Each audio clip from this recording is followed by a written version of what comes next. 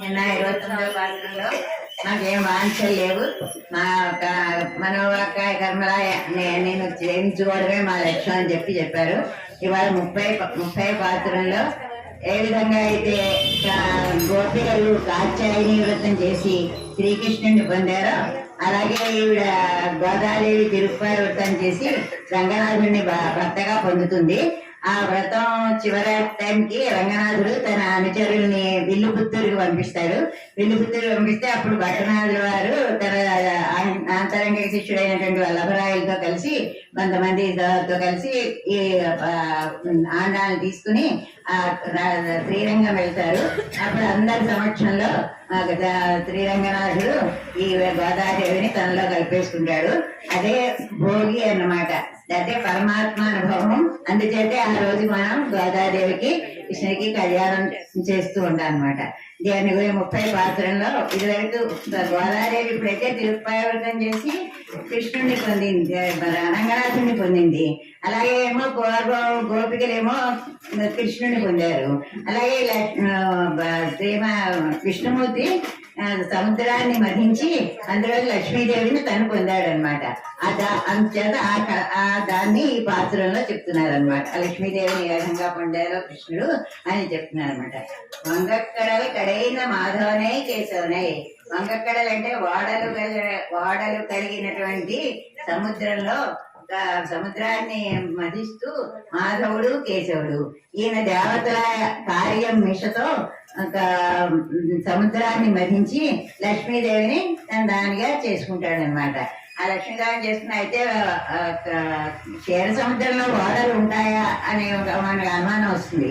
క్షీర సముద్రంలో ఓడలు ఉంటాయంటే క్షీర సముద్రంలో ఓడ శ్రీమన్నారాయణుడే ఆయన. 2వ పాత్రలో కూడా ఈ గోపికలు పాల సముద్రంలో పడుతున్న శేషసాయిని ప్రార్థిస్తారు. ఆ ప్రార్థించి ఈ చివరి పాత్ర వచ్చేసరికి ఆయనే ఓడ కింద ఆయనలో ఎక్కేస్తారనమాట. అది దాని అంతరార్థం తీసుకుంటే అదే అనమాట. ఆయన్ని ఈ సంసార సాగరాన్ని దాటించేవాడు శ్రీమన్నారాయణ అనమాట. ఆ శ్రీమన్నారాయణ సముద్రాన్ని మధిస్తున్నప్పుడు ఆయన జుట్టు అటు ఇటు కదిలిపోయింది కాబట్టి ఆయనకి కేశవ అని అంటూ ఉంటారు. తర్వాత ఆయన బ్రహ్మకి శివుడికి కూడా నిర్వాహకుడు కాబట్టి ఆయన కేశవ అంటారు. మాధవ అంటే లక్ష్మీదేవి భర్త. ఈ విధంగా ఆయన లక్ష్మీదేవిని తను సముద్రం వధించి పొందాడు. అందులో సముద్రం ఉంది తింగ తిరుమగట్టు చేయండి.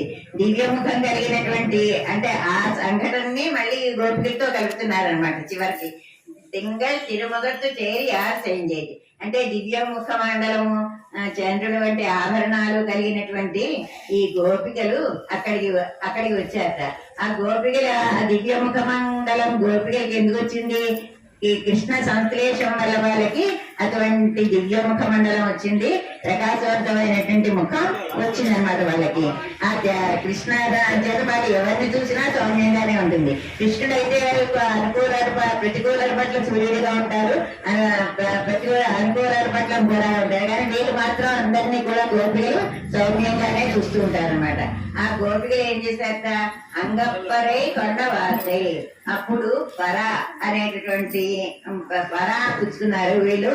నీలాదేవి భవనంలో దివ్య సింహాసనం మీద కూర్చున్నటువంటి కృష్ణుడి దగ్గర నుంచి పరా అనేటటువంటి వాద్యాన్ని వాళ్ళు పొందారు.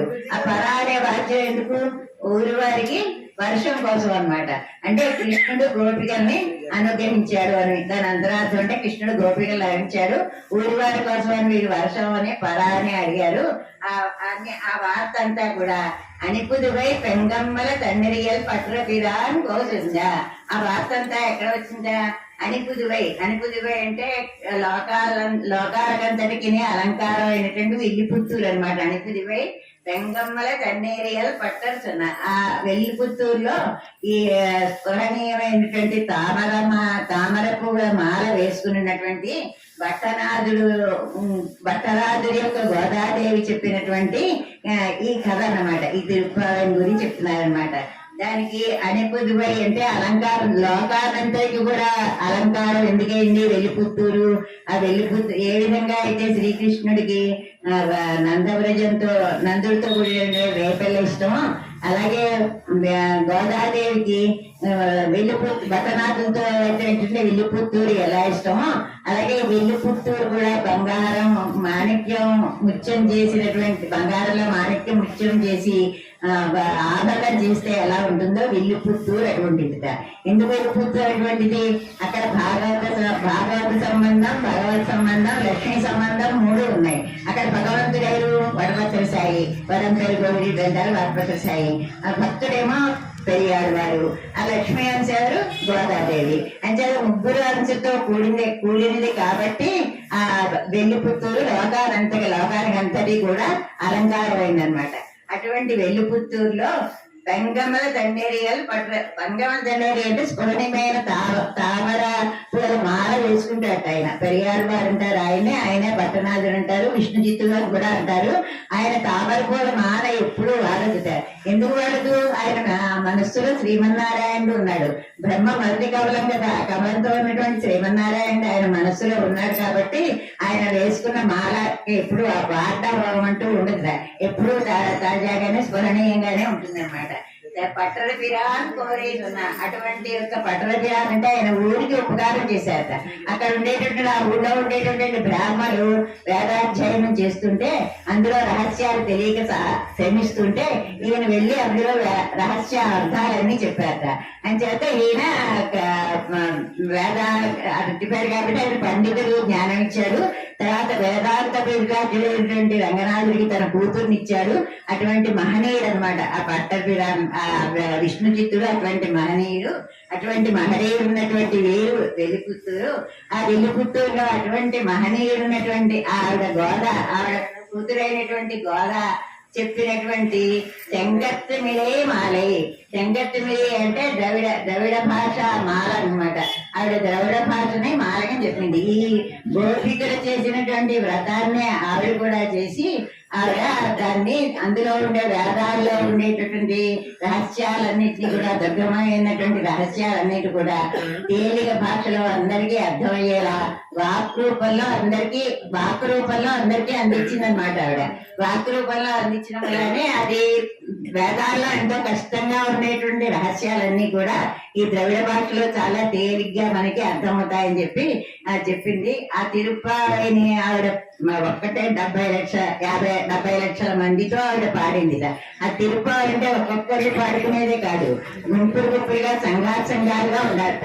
ఏ గ్రంథంకైనా జనం ఉండరు కానీ ఈ తిరుపతికి మాత్రం సంఘాలుగా జనం వచ్చి చేరిపోతూ ఉంటారు. అటువంటి తిరుపతిని మన ఆండాళ్ళు అందరిలోనూ కూడా ప్రచారం చేసిన ఆవిడ ఎవరి మనస్సుకు అందనటువంటి పరమాత్మ పశువులు మేపేటటువంటి గోపికల ఇళ్లలో జన్మించాడు. తర్వాత బ్రాహ్మణంలో పుట్టినటువంటి గోదాదేవి గోపిక అయింది. ఈ తిరుపాలలో అనేకమైనటువంటి అర్థాలు ఉన్నాయట. ఆ అర్థాలన్నింటినీ కూడా అందరికీ ప్రచారం చేసినటువంటి తల్లి. అంటే అందుకే ఆవిడికి కోదే అంటారు మాలిక అంటే ఈ సూక్తుడు మాలికతో ఆవిడ్ని రంగనాథుడిని కట్టేసింది అనమాట. అని చేత ఆవిడ్ని కోదే అంటారు. ఆవిడ ఈ తిరుపాల ఏమిటి 30 పాసురాలతో కూడింది. ఇది పల్లాంగిలా చాలా సంక్షిప్తమైంది కాదు, తిరువాయుమొழிలాగా చాలా వివరమైంది కాదు.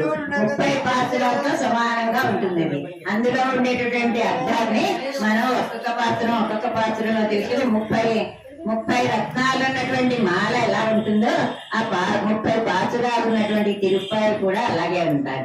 ఒక రత్నం లేకపోయినా మాల ఎలా పోసిపోతుందో ఒక పాసురం లేకపోయినా మనకి అలాగే పోసిపోతుంది. అంటే ఒక్కొక్క పాసురాన్ని ఒక్కొక్క పాత్ర మరి మేడబెట్టి ఒక్కొక్క మెట్టు ఎలా ఎక్కుతాం అలాగ మనము కూడా ఇవన్నీ ఎక్కి చివరికి మనం భగవంతుల్లో కలుసుకోవాలని తిరుపతి యొక్క ఆంతరంగిక అర్థాలు తెలుసుకుంటే మొత్తం అంతా అదే అన్నమాట. ఇది మాలే ముఖం తప్పమే ఇందు ఇప్పటిదా ఈజని మాట్లాడి ఎవరైతే ఈ తిరుప్పావళిని ఈ భావంతో 30 రోజులు కూడా చదువుతారో వాళ్ళని ఈ విధంగా మాలో అడుగుతాడు. భుజాలు శిఖరాలు అటువంటి భుజాలు కలవాడు, ఎర్రని కన్నులు గలవాడు, దివ్యముఖం కండవాలు అయినటువంటి శ్రీయపతి అయినటువంటి శ్రీమన్నారాయణని ఆయన తరణిస్తాడు అన్నమాట. ఆయన గోపికకి 4 భుజాలు కల్పిస్తాయి. కానీ ఎవరైతే తిరుప్పాయి వ్రతం చేస్తారో వాళ్ళందరికీ కూడా భగవానుడు తన 4 చేతులతో కూడా వాళ్ళందరినీ కూడా దీవిస్తాడు. అంచేత బాయ్ అంచేత దీన్ని ఎవరైతే చదువుతారో వాళ్ళు రంగనాథుని యొక్క కృప వాళ్ళకి చక్కగా లభిస్తుంది.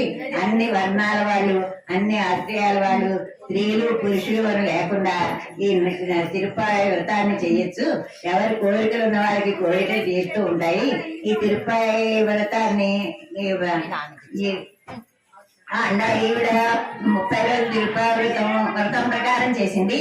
ఒకవేళ ఆయన అప్పలాచార్య గారు అందరూ చెప్పారనిపిస్తుంది. అలా చెయ్యలేకపోయినా ఎవరైతే 30 రోజులు తిరుప్పాయి చదువుతారో వాళ్ళకు కూడా వ్రతం చేసినంత ఫలితం లభిస్తుంది.